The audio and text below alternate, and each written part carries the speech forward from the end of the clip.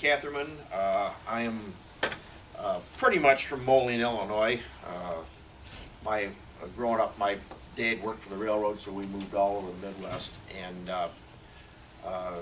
senior year of high school, I had my high school sweetheart there, Darlene. And Dad quits the railroad, goes with GE out in Erie, Pennsylvania, so I moved out there. Went to the local branch of Penn State University, and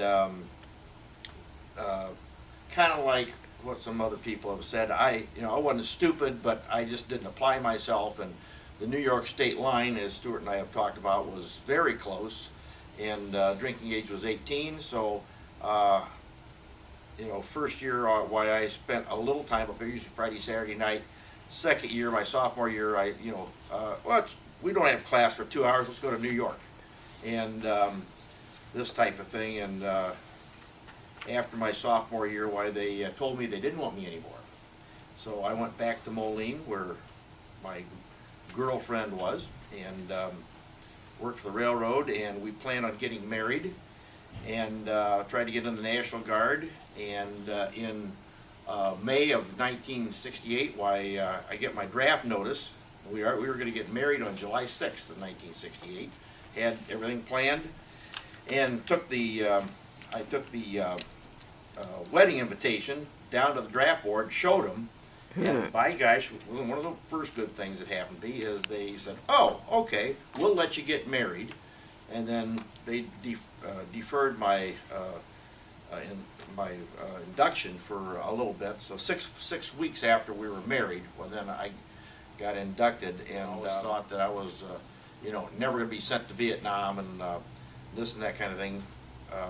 AI basic at Fort Leonard Wood, AIT at Fort Ord, California. One experience with marijuana there. Luckily, I got sicker than hell, and that was it. Bad shit. Yeah, and so I, end up being sent to Vietnam. And we did some training and some stuff. I went to LOC school before basic training, so that was an extra week. So I was a platoon guide basic training, and was to on K. I think that's where First Team Academy was. Okay, and we were talking about rappelled off a tower. And luckily that was my only rappelling I ever did. But anyway, things were working okay. I got down to battalion headquarters in Benoit, and I needed some dental work, and I was going to do anything to stay out of the field. So go into went into the dentist, and he said, "Yeah, you got impacted wisdom teeth." Took my wisdom teeth out, and good dentistry. He gave me like 2 years worth of Darvons to take, and luckily I didn't need to take them. They were ended up giving them away, I think. And but this Dennis he had little Vietnamese girls working for him. He was just yelling at them and just berating them and everything else like that. Later on, I'm applying for a principal's job in Moline, and one of the guys is Bruce Peterson, the local dentist, is on the school board, and he's there doing the interviewing. Afterwards, he says, "John," he says, "I see you were in Vietnam." He said, "Where were you?" I said, "First Cav, da-da-da-da. Were you ever in Benoit?" I said, "Yeah." I says, "I think I worked on you." Same guy. Oh my God. Small world. But and he's not too bad of a guy now. But so anyway, things went well because my timing, all this stuff, I would have been out in the field on March 6th or February 23rd. Because I got in country in February 20th. So all this stuff, I missed that stuff. And I was with the first sergeant, and he says, "You got to come with me. We got some wounded coming in." And I saw this Ed, what was Ed's last name? Evanson. Taken off the chopper. He'd been shot 7 times. Yeah. And he was still alive at that time. And then I'm going to be his replacement. That was March 6th of 1969. Okay, I got out the field March 7th, and basically this thing started going well. Okay, first of all, I get in the squad with Stuart, and Jim Steele and Pat Porter and Ernie, and these guys, I mean, they told me, we don't do drugs in the field. We don't smoke dope, nothing like that in the field. If they got back to base camp, I don't care what they do. We didn't drink in the field. No. Well, no, they kick that hot beer sometimes. Yeah, they send out. Oh. You had a 2 day. If you recall, I was the beer and soda general when I got in the CP. That was my job. I was the distributor. I was an important man. But anyway, good squad, good guys. We all looked after each other, and we didn't see any action from that day, March 7th, until end of June, maybe May.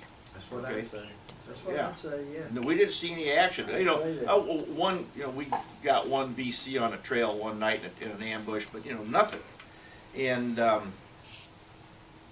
one day I'm reading. My wife sent me the Moline Dispatch, the local paper, when we got resupplied, and I'm sitting there, and the artillery forward observer comes by and says, "What are you reading there, troop?"